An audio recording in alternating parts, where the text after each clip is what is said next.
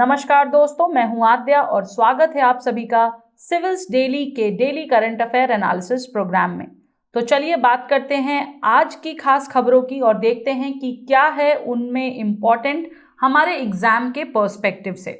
लेकिन उससे पहले कल जो हमारा लेक्चर गया था ऑन द करंट अफेयर्स, उसके लेक्चर पे यूट्यूब पर उसमें कुछ बच्चों ने हमें कमेंट किया है, जिसमें सबसे पहले एनोनिमस एस्पिरेंट ने हमें आंसर बताया है जो क्वेश्चन मैंने पूछा था आपसे डेलिमिटेशन कमीशन पर, और ये एब्सोल्युटली करेक्ट कहा है आपने, ठीक है। And along with him Nandini Sharma ने भी जो है आंसर बताया है। That is both the statements are true, absolutely correct guys. आप लोग बिल्कुल सही रास्ते पर हैं और सही आपने आंसर भी बताया है। शेख समरीन, आपके दो क्वेश्चंस हैं। पहला ये कि पहला जो टॉपिक है न्यूज़ का वो किस टॉपिक या पेपर से रिलेटेड है, तो मैं आपको बता दूं, ये जो हमारा टॉपिक था जिसमें न्यूज़ थी about the attack on journalist basically, ठीक है, वो हमारा जीएस पेपर 2 का टॉपिक है, ओके। और फ्रीडम प्रेस फ्रीडम के तहत जो है वो आता है, ठीक है। दूसरी चीज आपने पूछा कि माली मत कमेटी क्या है। माली मत कमेटी जो कि रिलेटेड थी with the news of criminal justice या क्रिमिनल सिस्टम पर, क्रिमिनल लॉज पर जो रिलेटेड न्यूज थी, उससे रिलेटेड माली मत कमेटी है। माली मत कमेटी जो है 2000 में आई थी and it was made for bringing the reforms in criminal justice system of India, ठीक है। और इसने अपनी रिपोर्ट जो है 2003 में सबमिट की थी, ठीक है, और जिसके अंतर्गत 158 चैलेंजेस बताए गए थे, ठीक है। तो ये सारा मैंने वहां पर लिख दिया। जो मेन इन्होंने जिन मुद्दों पर बात की थी वो थे right of accused, police investigation, court and जजेस, और लास्ट था about increasing the strength of जजेस एंड दी कोर्ट्स, ठीक है। तो ये आप देख लीजिएगा, इसको समझ लीजिएगा, ओके। चलिए चलते हैं आज की न्यूज पर, आज की खबरों पर। सबसे पहली हमारी जो हेडलाइन है वो है none other than related to India China जो इश्यूज आ रहे हैं उनको। तो देखिए हुआ ये है कि इंडिया ने डिप्लोमेटिक बायकॉट किया है बीजिंग गेम्स का, या कहें कि विंटर ओलंपिक्स का, ठीक है। क्यों हुआ है ये बॉयकॉट, पहले ये समझ लेते हैं। तो देखिए इंडिया ने चाइना का एक मूव जो है, चाइना का जो डिसीजन है उसको रिग्रेटेबल कहा है। क्या कहा है? रिग्रेटेबल। और क्या था वो डिसीजन? तो वो डिसीजन ये था कि जो विंटर ओलंपिक्स हो रहे हैं चाइना में, जो होने वाले हैं बेसिकली, वहां पर जो टॉर्च बेयरिंग है, ठीक है, उसमें जो शख्स हैं जो टॉर्च बेयरिंग कर रहे हैं वो पीएलए सोल्जर हैं जो कि इन्वॉल्व थे जून 2020 में हुए गलवान क्लैश पे। गलवान वैली का क्लैश आप सभी को याद होगा, राइट। तो उसमें जो है ये शख्स जो है ये इन्वॉल्व थे और इन्हें जो है अवार्ड भी दिया गया था, राइट। क्यों? क्योंकि गलवान क्लैश के टाइम पर इन्हें ये घायल हुए थे और इन्हें मिलिट्री ऑनर्स से नवाजा गया था एज इसलिए कि भाई इन्होंने बहुत अच्छा प्रदर्शन किया था। लेकिन गलवान क्लैश जो था, गलवान वैली वाला जो इंसिडेंट था, वो बहुत ही दुखदाई और बहुत ही इनसेंसिटिव इंसिडेंट्स था, राइट। तो ऐसा एक बड़े पैमाने पर हुआ इनसेंसिटिव इंसिडेंट्स जिसमें कि दो देशों के बीच में ऑलरेडी जो ये कह सकते हैं कि जो हालात बिगड़ रहे हैं उसको, या बिगड़े हुए हालात के लिए जो जिम्मेदार थे उनको डायरेक्टली आप टॉर्च बेयरिंग में कर रहे हो, तो कैसे इंडिया इस चीज को टॉलरेट करेगा और क्यों इंडिया बॉयकॉट नहीं करेगा, ठीक है। इनफैक्ट इंडिया ने इसी तर्ज पर डिप्लोमेटिक बॉयकॉट को बोला भी है। और इंडिया का जो न्यूज चैनल है दूरदर्शन, राइट, सुना होगा आपने, दूरदर्शन ने जो कि पहले पूरा इवेंट कवर करने वाला था, उसने भी अनाउंस किया है कि we are not going to telecast the opening and closing ceremonies live, ठीक है। और विंटर ओलंपिक्स में इंडिया से एक एथलीट पार्टिसिपेट कर रहे हैं जिनका नाम है आरिफ खान, स्कायर है ये, ठीक है। और इतना ही नहीं, आपको पता होगा कि जो ये ओलंपिक्स हो रहे हैं, जो विंटर ओलंपिक्स हो रहे हैं, बीजिंग ओलंपिक्स हो रहे हैं, इंडिया वॉज द नेशन जिसने कि अपना सपोर्ट एक्सप्रेस किया था फॉर द बीजिंग ओलंपिक्स उस समय पर, जबकि दर्जन भर से ज्यादा देश जो है इंक्लूडिंग यूएस जो कि विपक्ष में थे इस गेम को होने के, स्टिल इंडिया ने उस टाइम पर चाइना को सपोर्ट किया, बीजिंग ओलंपिक्स को सपोर्ट किया।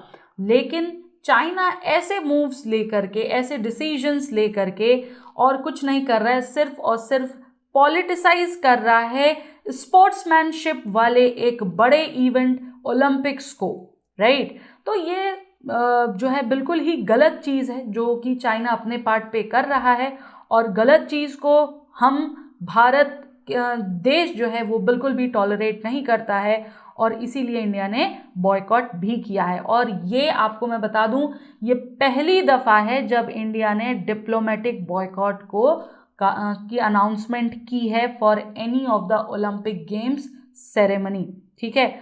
और ये चीज़ें हैं यहाँ पर।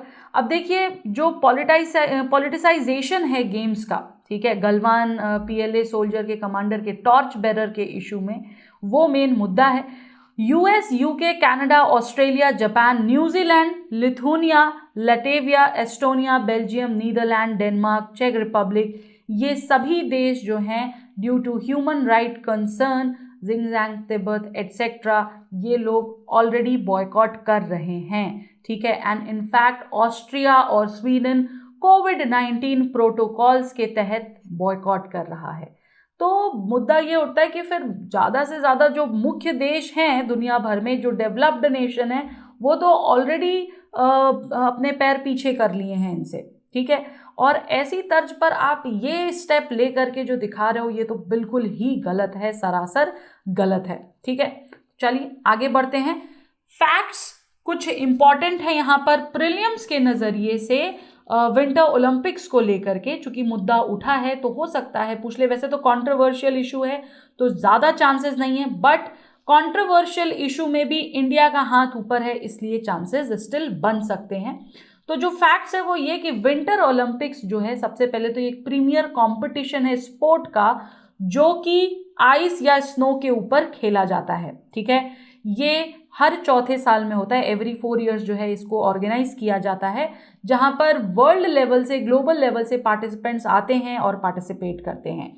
जो मुख्य स्पोर्ट्स हैं इनमें वो हैं ice skating, ice hockey, skiing, figure skating, ये कुछ पॉपुलर स्पोर्ट्स इनमें खेले जाते हैं। सबसे पहला विंटर ओलंपिक्स ऑर्गेनाइज किया गया था 1924 में फ्रांस में, ठीक है, ये ध्यान रखिएगा। और विंटर स्पोर्ट्स जो हैं वो इनिशियली प्ले किए जाते हैं at the summer Olympics with 1908 London Olympics hosting 4 figure skating events, और Antwerp 1920 having figure skating as well as ice hockey. हालांकि 1924 में एक सेपरेट इवेंट क्रिएट किया गया जिसका नाम दिया गया विंटर स्पोर्ट्स या विंटर ओलंपिक्स, जिसे आगे चल के कहा गया इंटरनेशनल विंटर स्पोर्ट्स वीक, ठीक है। तो पहले जो ये स्पोर्ट्स थे हमारे, वो स्टिल समर ओलंपिक्स के साथ ही खेले जाते थे, बट 1924 ऑनवर्ड जो है इन्हें अलग खेला जाने लग गया। और ये हुआ था चैमोनिक्स फ्रांस में, और होस्ट कंट्री जो है, जो कि होस्ट कंट्री थी 1924 समर ओलंपिक्स के लिए भी। 2 साल लेटर क्या हुआ कि इंटरनेशनल विंटर स्पोर्ट्स वीक जो है उसे ऑफिशियली रिकॉग्नाइज किया गया as the first winter Olympic games, ठीक है। और इस साल edition of winter Olympics game जो है वो कहाँ हो रहा है, वो हो रहा है बीजिंग में, यानी कि चाइना में, फ्रॉम 4 Feb टू 20 Feb 2022, और इंडिया भी इसमें पार्टिसिपेट कर रहा है सिंस 1964 ऑनवर्ड्स। और इसी साल इंडिया ने डिप्लोमेटिक बॉयकॉट भी किया है इनका, ठीक है। तो आपसे मेरा एक क्वेश्चन है यहाँ पर कि क्या आप मुझे जो शख्स टॉर्च बेरिंग कर रहे हैं, जो इनके लीडर हैं, उनका नाम बता सकते हो? What is the name of the person on because of home the torch bearing ceremony जो है उसकी वजह से इंडिया उसे बॉयकॉट कर रहा है। मुझे नाम जानना है, ठीक है।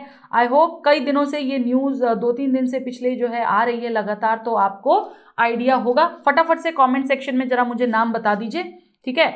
आगे चलते हैं। दूसरी न्यूज़ हमारी चंद्रयान 3 से रिलेटेड है। चंद्रयान 1, चंद्रयान 2 ऑलरेडी आ चुके हैं, ठीक है। जीएस पेपर 3 का साइंस एंड टेक का इशू है ये। इसरो जो है वो प्लान कर रहा है to execute Chandrayaan 3 mission in अगस्त 2022। ठीक है, अब आप मुद्दा उठाओगे कि मैम ये चंद्रयान 3 मिशन क्या है। तो देखिए, चंद्रयान 3 मिशन जो है वो एक फॉलो अप है ऑफ चंद्रयान मिशन 2, जो कि हुआ था जुलाई 2019 में, जिसका एम था to land a rover on the lunar south pole, right. और चंद्रयान मिशन 3 का जो इंसेप्शन हुआ, जो उसके आगंतुक हुए, वो क्यों हुए, क्योंकि जो सब्सिक्वेंट फेलियर हुआ था विक्रम लैंडर में, उसने कहीं ना कहीं जो है परसुएट किया कि भाई एक और मिशन जो है ज़रूरी है in order to demonstrate the landing capabilities needed for the lunar polar exploration mission, जिसमें की प्रपोज की गई है partnership with none other than Japan for 2024। ठीक है, तो यहाँ से इसका इंसेप्शन हुआ। थोड़ी सी और जानकारी जानते हैं चंद्रयान मिशन को लेके, since it is one of the very very important topics both for prelims as well as mains. ठीक है, तो इसको छोड़ना नहीं है, इसको बहुत ध्यान से देखना। और वैसे भी आपको पता है कि ये जो है चंद्रयान मिशन 3 जो है ये काफ़ी इंपॉर्टेंट है।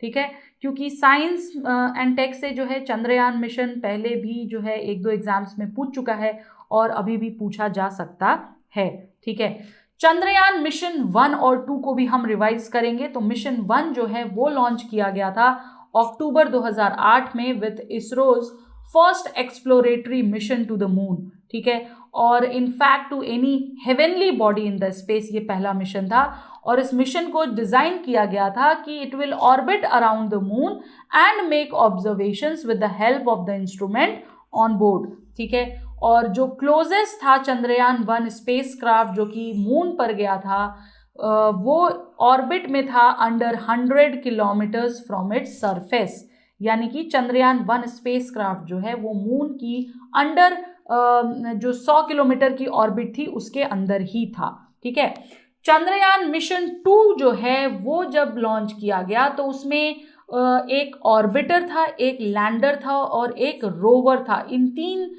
इंपॉर्टेंट इंस्ट्रूमेंट्स के साथ वो इक्विप था। क्यों किया गया इसको? To study the moon. ठीक है, और जो ऑर्बिटर थे that would watch the moon from 100 kilometres orbit, जबकि जो लैंडर और रोवर थे, जो उनके जो मॉड्यूल्स थे, उनको जो है सेपरेट रखा गया था so that they can make a soft landing on the moon surface. But ये सॉफ्ट लैंडिंग हो नहीं पाई और हार्ड लैंडिंग के कारण ये मिशन हमारा अधूरा रह गया। इसरो ने नाम लिया था lander module as Vikram after Vikram Sarabhai, जो कि इंडिया के पॉइनियर रह चुके हैं ऑफ इंडियाज स्पेस प्रोग्राम। और रोवर मॉड्यूल का नाम दिया गया था प्रज्ञान, जिसका मतलब होता है विस्डम। ठीक है, तो ये वर्ड्स ध्यान रखिएगा किसके नाम पर दिए गए और क्या इनका मतलब है। ये 2 मिशन थे हमारे, चंद्रयान मिशन 1 और 2। और अब अगस्त में बात की जा रही है लाने की चंद्रयान मिशन 3 का। तो चंद्रयान मिशन 3 का डिजाइन कैसा होगा, इसके बारे में थोड़ी सी जानकारी ले लेते हैं। देखिए, जो लैंडर है चंद्रयान मिशन 3 में, उसमें 4 थ्रॉटल एबल इंजन्स होंगे। ठीक है, और जैसा कि विक्रम चंद्रयान 2 में था वैसा नहीं होगा, बल्कि उससे कुछ अलग, कुछ हट के होगा इसमें। ठीक है, चंद्रयान 2 में जो है 5 800N इंजन्स थे, जिसमें कि जो 5th वन था वो सेंट्रली माउंटेड था विद अ फिक्स्ड थ्रस्ट। ठीक है, लेकिन इसमें वैसा नहीं होगा, ये अनलाइक विक्रम है। ठीक है, एडिशनल तौर पर चंद्रयान 3 में जो लैंडर है उसे इक्विप किया गया है विद लेजर डोपलर वेलोसिमीटर, जिसे कहा जाता है LDV।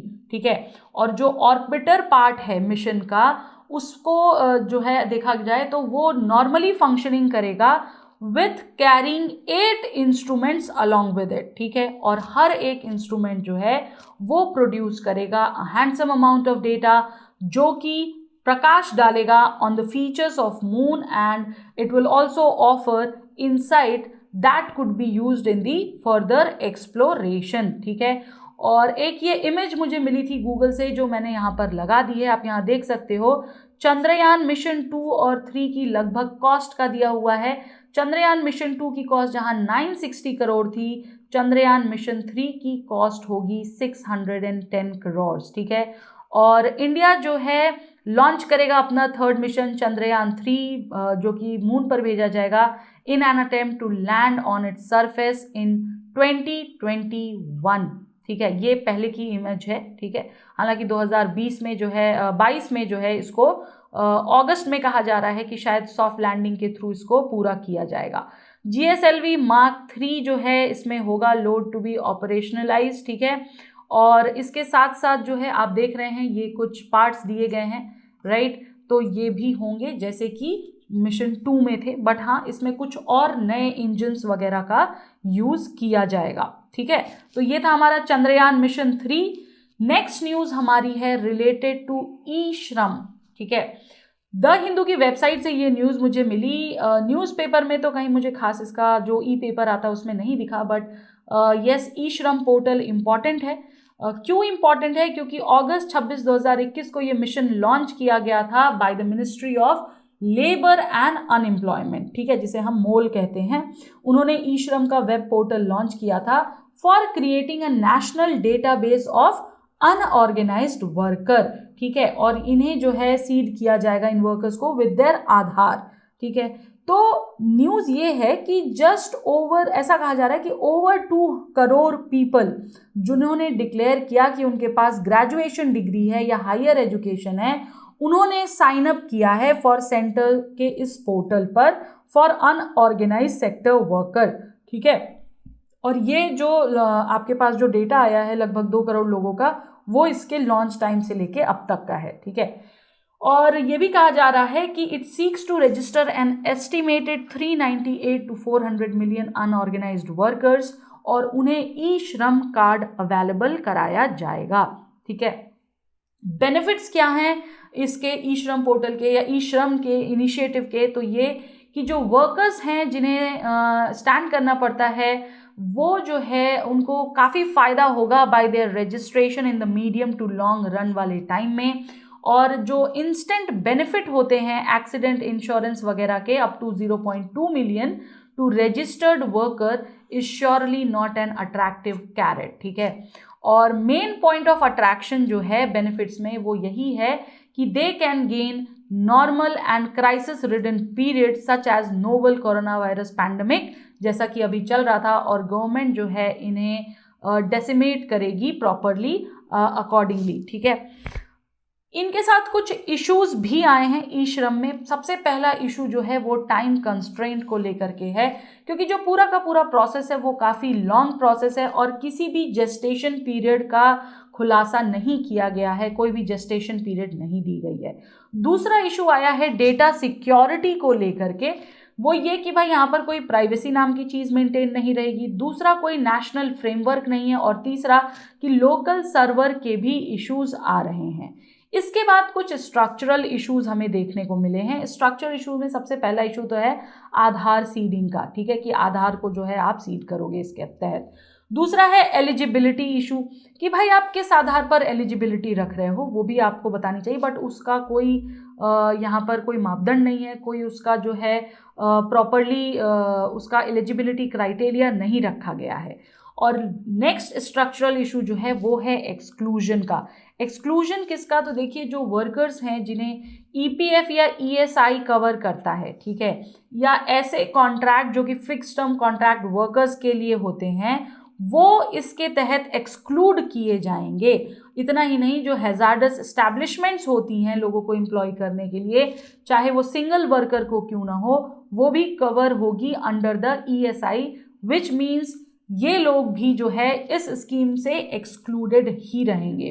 ठीक है, और last but not the least, complex identities of worker. देखिए, बहुत तरह तरह के लोग जो है खुद को इसमें रजिस्टर करेंगे, तो उनके साथ जो आइडेंटिटी का इशू है, जैसे कुछ लोग माइग्रेशन के थ्रू आए हैं, राइट, माइग्रेटरी वर्कर्स जो हैं, उनके साथ आप कहाँ से आधार वो करोगे, राइट, आप तो इसको आधार सीड करने को बोलो तो उनके साथ इशू आएगा। देन मिक्स्ड वर्कर्स आएंगे, मिक्स्ड प्रकार के जो काम के लोग होंगे वो लोग आएंगे, तो आप उन्हें बाइफरकेट कैसे करोगे, इसका भी इशू आएगा। तो ये थे कुछ बेनिफिट्स इशूज विद ई श्रम पोर्टल के।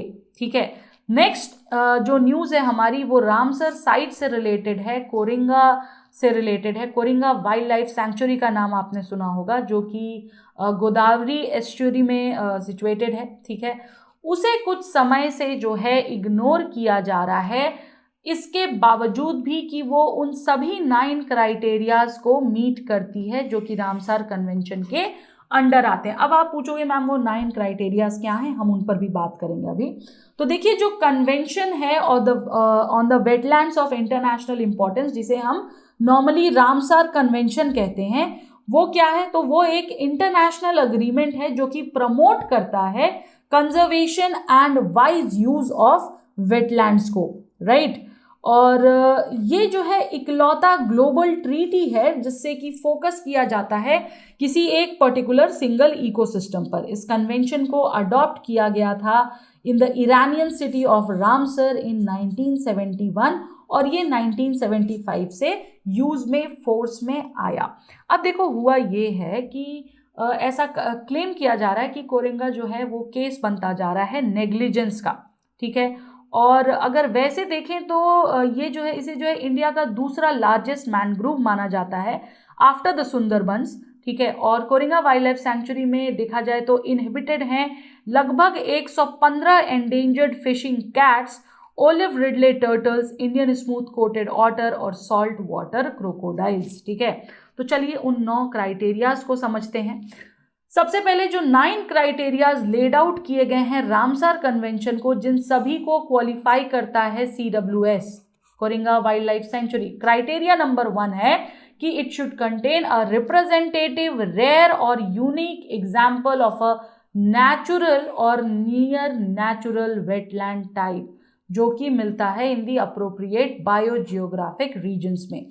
क्राइटेरिया नंबर 2 है कि इट सपोर्ट्स वल्नरेबल, एंडेंजर्ड और क्रिटिकली एंडेंजर्ड स्पीसीज या थ्रेटेंड इकोलॉजिकल कम्युनिटीज को। तीसरा क्राइटेरिया है कि वो सपोर्ट करना चाहिए पॉपुलेशंस ऑफ प्लांट्स और एनिमल स्पीसीज को, जो कि बायोलॉजिकल डाइवर्सिटी को मेंटेन रखने के लिए इंपॉर्टेंट हैं। चौथा क्राइटेरिया है कि इट शुड सपोर्ट प्लांट और एनिमल जो कि क्रिटिकल स्टेज में हैं अपनी लाइफ साइकिल्स के। पांचवा है कि इट शुड सपोर्ट 20,000 और मोर वाटर बर्ड्स। ठीक है, 6th क्राइटेरिया है कि उसे रेगुलर सपोर्ट करना चाहिए 1% ऑफ द इंडिविजुअल्स को पॉपुलेशन में से ऑफ 1 स्पीसीज या subspecies of water bird.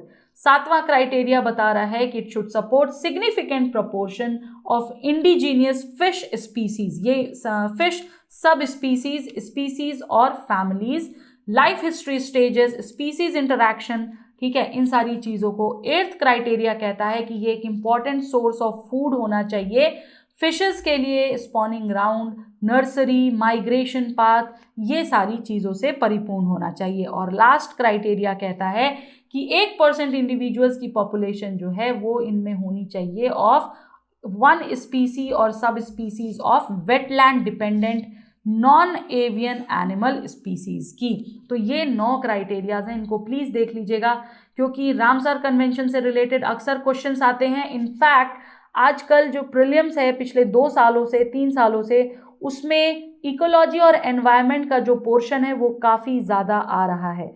तो हो सकता है कि स्टेटमेंट बेस्ड क्वेश्चन आपको दे दे और इनमें से एक क्राइटेरिया दे दे और बोले या पूछे कि भाई ये कौन सा क्राइटेरिया है या नहीं, आइडेंटिफाई करो। ठीक है, चलिए नेक्स्ट न्यूज़ पर चलते हैं।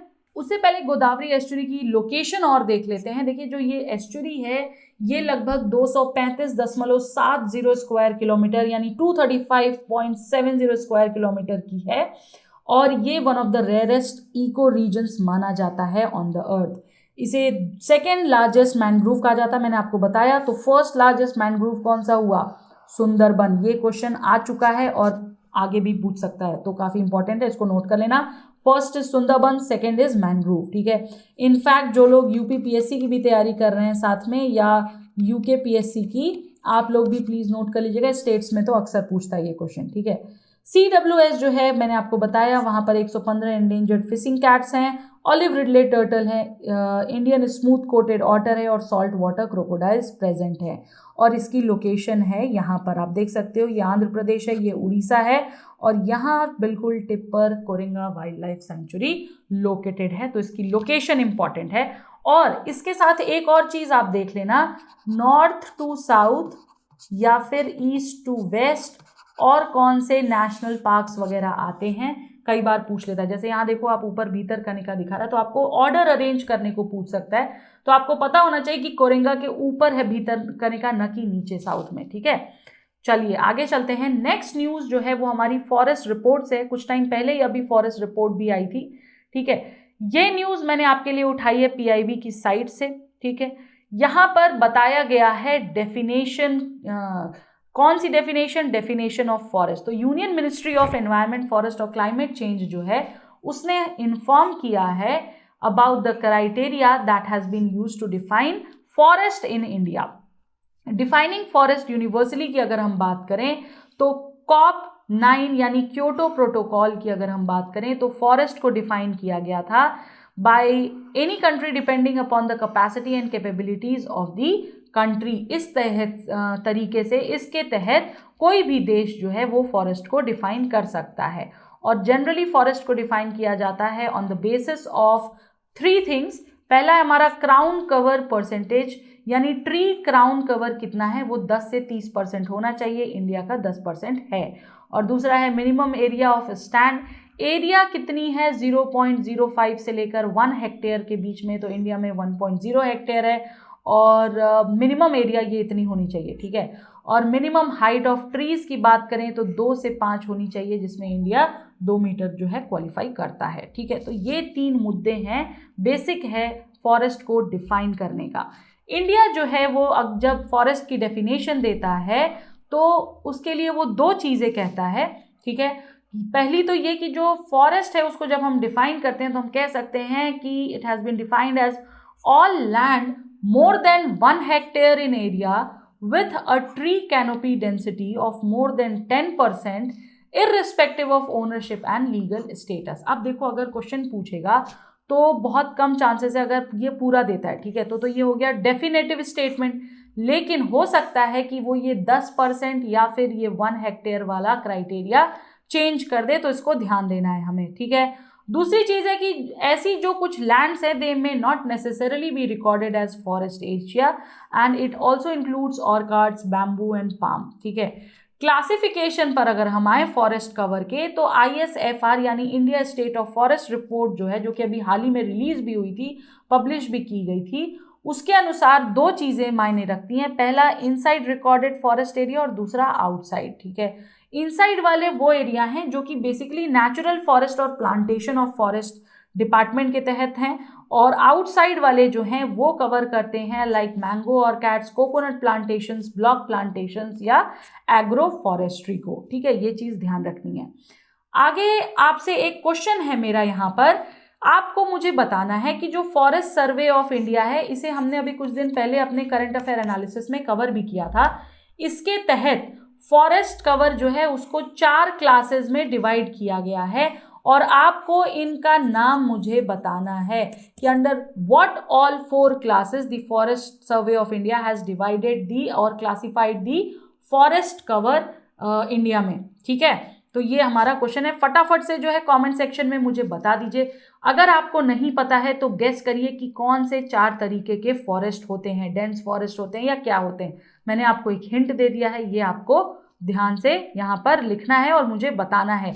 क्यों लिखना और बताना, क्योंकि भाई देखो इकोलॉजी और इन्वायरमेंट भर भर के पूछ रहा है पिछले 2 साल से और बहुत बच्चों का रह जा रहा है। इस बार रुकना नहीं चाहिए, मैं नहीं चाहती, तो इसलिए छोटी सी छोटी चीज़ भी अगर मुझे दिखती है तो वो मैं आप लोगों से पूछती हूँ, सो दैट अगर आप मुझे बताओगे तो आपको वो एग्जाम तक याद रहेगा। ठीक है, चलिए, तो ये थी आज की न्यूज़ एनालिसिस। और वो बच्चे जो हमारे साथ डेली बेसिस पर जुड़ रहे हैं या जो नए सब्सक्राइबर्स आ रहे हैं, आप प्लीज़ हमारे साथ जुड़ सकते हैं यूट्यूब इनिशिएटिव पर, जिसका नाम है डेली #CD रिचुअल्स, जहां पर हम आपके लिए तमाम लेक्चर्स लेकर आते हैं। ठीक है, और कोशिश करते रहिए, ठीक है, कि जो भी आप करंट अफेयर्स कर रहे हो उसको जो है एक या दो बुलेट पॉइंट्स में उसकी नोट्स भी बनाते रहो पॉज करके, या अगर आपको कहीं कुछ डाउट आता है तो वो चीज़ें पूछ भी सकते हो। ठीक है, तो चलिए ये थे आज के करंट अफेयर्स। नेक्स्ट सेशन में फिर मिलेंगे, तब तक के लिए नमस्कार, धन्यवाद, जय हिंद, जय Bharat, and yes, do not forget to like, subscribe and comment. Thank you so much, guys. Subscribe to our YouTube channel and press the bell icon on the YouTube app and never miss another update from Civils Daily.